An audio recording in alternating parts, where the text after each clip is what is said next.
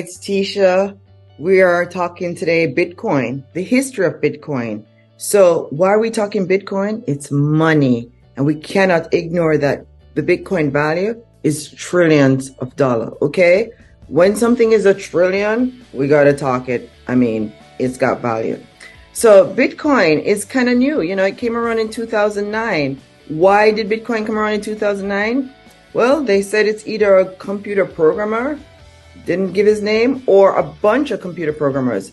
But what they were trying to do was run from money. Why were they trying to run from money? Well, as great as the US dollar is, everybody knows the United States dollar. It was the strongest money. And I'm just picking this up. It was the strongest money on earth. It was the God Almighty dollar. In fact, the reserve, we are the reserve for the whole world. Here is the issue though. We are also very political, and we've got two forms of government. And because of this, sometimes America is capitalist, sometimes it's close to, big government. So what happened? Sometimes the Americans are working a lot, so it's very productive. Other times, they're giving away a lot of money. So what does that mean? It's not a fair system. That's what it means.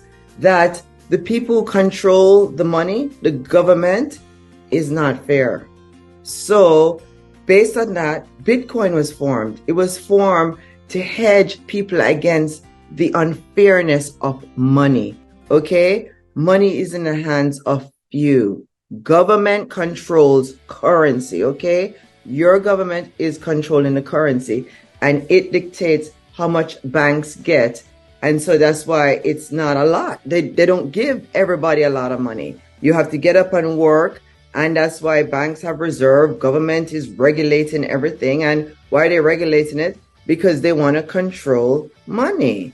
So when people control money, they have power. And power corrupts the mind. So Bitcoin really had something going. So in order not to control money, you have to decentralize it. So Bitcoin is a decentralized digital asset. So if you understand what's going on, you will see why Bitcoin was created. It was created to not let government control money. The people would control money, and everybody would be equal. We would share equal. There would be no manipulation of the money. How is money manipulated today? Counterfeit. I mean, it's on the road. And also there's another thing that's called double dipping or double billing, where, banks would literally, Wells Fargo fined 1.3 billion. They created accounts and got fees. So that shows you they got more than they should. So that's not a fair system. We know, okay, the dollar has gotten weaker. We know there's an inflation. So the money is not working anymore. So that's another reason people are creating Bitcoin. They know that there is going to be an end to the dollar. And how do we know there's going to be an end to the dollar? Because 100 US dollar, it may not fill your tank for a whole month anymore. Okay? So how is it that the same roads in America, same car, same distance, how is it $100 cannot take you for a month in gas? There was a time 30 years ago, $40 a month was all you need for gas. So we know the dollar is dying. We see the government printing money. It's getting out of style. Okay, printing. We see an influx of immigrants coming into America. They don't have jobs. They're going to be living on government money. So the dollar is a dying thing, okay? We know Social Security today in the United States is now just a third of your retirement, all right? There was a time then Social Security would be 100% of your retirement. Now you have to have your own pension or your own business, or you got to keep working for the rest of your life because Social Security will not cover you. I'm 47 years old. I've got friends in their 60s. They are screaming in America. They have to go back to work Social Security is only paying the average person $1,600. The US dollar is dying. President Biden printed what? $1.3 trillion. JP Morgan is saying that we are short. The United States is short $2.2 trillion.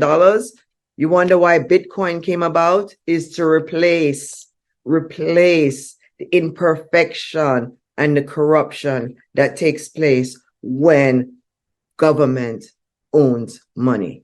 Okay? Government, of course, wasn't happy with this. Government is coming up with its own digital currency. So even though Bitcoin was created to help us and they had good intentions, the government is still trying to regulate it. So we know now that the Bitcoin has value. So Bitcoin has value. And now we know blockchain. Blockchain was invented to get the leisure to trace the Bitcoin so that it could be legitimized. Okay, so in 2009, they created Bitcoin. They wanted only 21 million Bitcoin. Today, they've found close to that. They've predicted by 2140, they'll have the 21 million of the Bitcoin. How did they create Bitcoin? That's why Bitcoin has value. Real people went on the computer and they mined it. They created ledgers. They created stuff. They actually put sweat equity. And if you don't know what sweat equity is, Google it. And they were rewarded with Bitcoins. Okay. The problem though, climate change came about. Electric bill is super high and people rebelled against them mining because they're like, how are you going to keep mining if we're trying to do climate change? So again, government regulation comes in on Bitcoin. So the main intention of Bitcoin, we can see it's no longer working out. And this is a good part. Young people created Bitcoin and nothing is new under the sun, young people. Anything that you create, government is going to try to regulate. So that's the one thing that when people created Bitcoin, they didn't see the unintended consequences that anything that you try to create, the government, any government in the world will always try to regulate. So young people, that's how it is. So because of government coming in to interfere and try to regulate Bitcoin, it got volatile. It just went whoa, whoa, whoa. And it became a commodity, a currency. It's going up and down now. So it's volatile. It's not uncommon to see Bitcoin sometimes at 68,000 and then see that 30,000. Yeah, I remember seeing it at 68,000. I own Bitcoin as well. What I like about Bitcoin, when you know the history of Bitcoin, when they created it, guess what? They made it so that everybody can own it. Isn't that lovely? So that's what I tell people. Even though you see Bitcoin at 30,000, you don't have to pay 30,000 for Bitcoin. You could pay a piece of Bitcoin, which is $500. So they thought of the small people, which is a really, really good thing because we know that big government don't think of small people. So the fact that Bitcoin thinks of small people means it was a good intention. So that was the start of Bitcoin. So we will talk also about the future of Bitcoin. You can't own Bitcoin without a wallet. Yes, because it is not something that you could actually touch. You can see the effect on the internet or wherever you go to buy stuff, but you have to own Bitcoin on a digital wallet. There are 100 million digital wallets. I downloaded one for free. PayPal is a digital wallet. Coinbase is a digital wallet. Of course, with the SEC lawsuit against Coinbase, just watch my shows. We talked about it. So just look back on some of my shows. If I mentioned SEC versus Coinbase, it's because I made a show on SEC versus Coinbase. We know Coinbase is a digital wallet, and we know PayPal is a digital wallet, and we know almost every bank now in America or the world is offering a digital wallet. After COVID hit in 2020, we all got locked down, the whole world.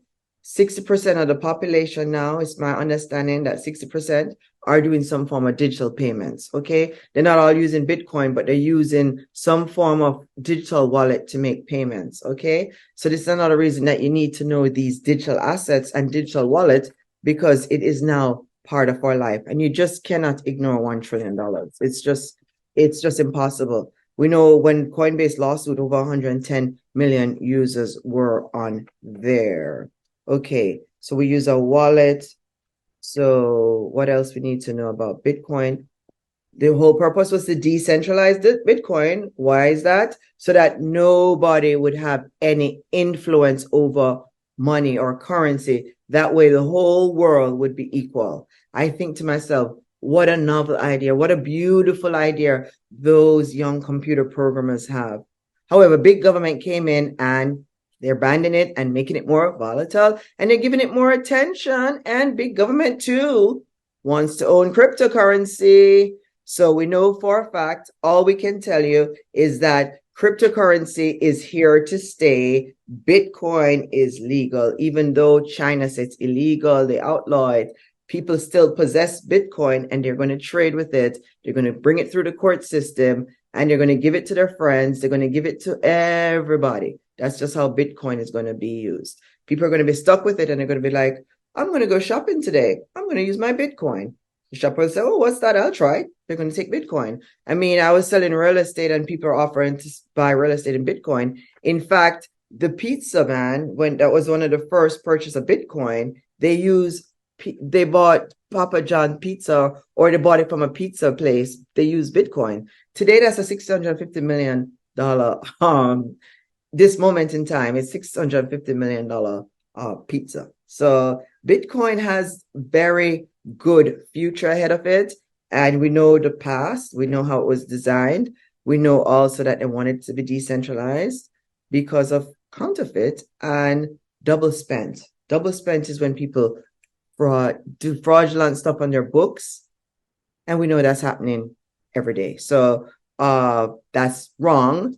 And it's not the way people should do business. But that's what Bitcoin is also done, to be fair. Because when people do double spend, like what happened with the Wells Fargo and they had to pay 1.3 million, it gives less money to other people. So they didn't want government regulating it. And that was smart. That was wonderful. I remember growing up here, I'm 47 now. There was Occupy Wall Street. Every generation tried to rebel against the government. It's just right to do so. And at the end of the day, the government rope us back in. So the reality is that now Bitcoin has blockchain. Now we can, it's still decentralized, or they're trying to decentralize it, but it's volatile. It goes up and down. And one Bitcoin today is 30,000, which was that the intended situation that they wanted it to be that much. But at the same time, because of the way that it is measured or the way it's calculated, 1/10 of 1,000, whatever unit, 1/1000, it's good for small people, because then all of us get a chance to own even $500 worth of Bitcoin. Why would you want to own $500 worth of Bitcoin? Well, first, if you buy it at the 30 and it goes back to the 60, you're going to make a profit. Another reason that you want to look into owning digital currency, it's because if you're going to do an online business, or you're going to buy clothes on the internet or whatever, if you're going to do commerce, which is buy, sell, trade, even if you want to buy digital flowers, eventually you're going to have some cryptocurrency, because we're trading. There are 2 billion people that are going on Google every day. All right. The internet. When you say the internet, it's Google and social media. Okay. And now the Bitcoin, the cryptocurrency, and the blockchain is coming on the internet. That's the finance team coming in to make us be able to trade more frequently. I'm Tisha Paul, my producer, said we're out of time. Thanks so much for watching. Subscribe to learn more about money. We will cover more on the Bitcoin, the SEC case, digital assets, stocks, finances, anything to save you money we're going to cover. I'm Tisha. Thanks for watching. See you real soon. Subscribe now.